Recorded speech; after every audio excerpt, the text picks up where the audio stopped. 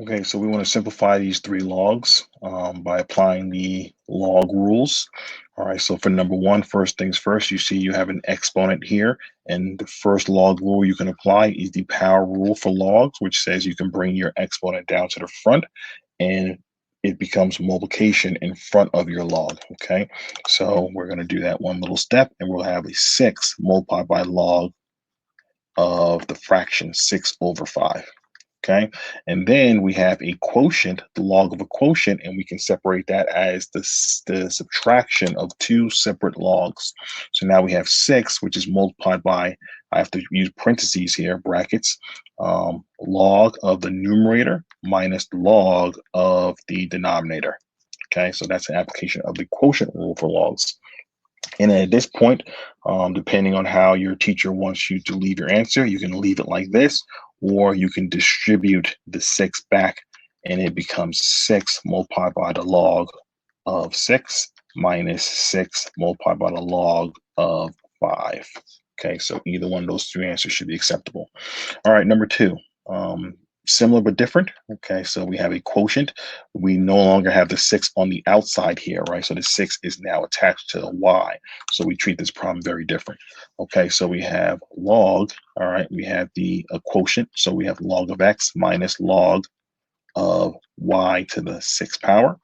So now this one is done. However, this, I can apply the power rule for logs again, which says we can bring this exponent to the front. Okay, so now we're going to have log of x, no change there, minus 6 times the log of y. Okay, and we're done with that problem. All right, last one. I'm assuming that you meant the third root of x, y, and z, the third root of the product x, y, and z. Okay, so that's how I'm going to do that problem.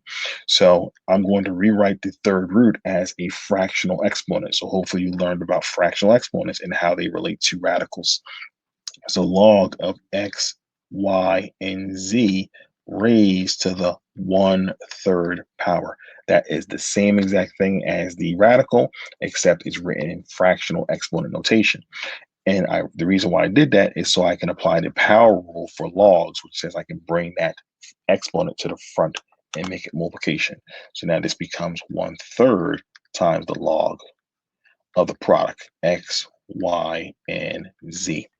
And now I have a log of a product, and the rule there says I can separate into 3 separate logs, and addition will be in between those logs. So this equals to 1/3, which is multiplied by log of x plus log of y plus log of z. Okay, you can probably leave this answer like this, or take it one step further by distributing the 1/3 to all items there and just rewriting it as 1/3 log of x plus 1/3 log of y plus 1/3 log of z. Okay, so hopefully that's understandable. We applied a few rules there. Take care.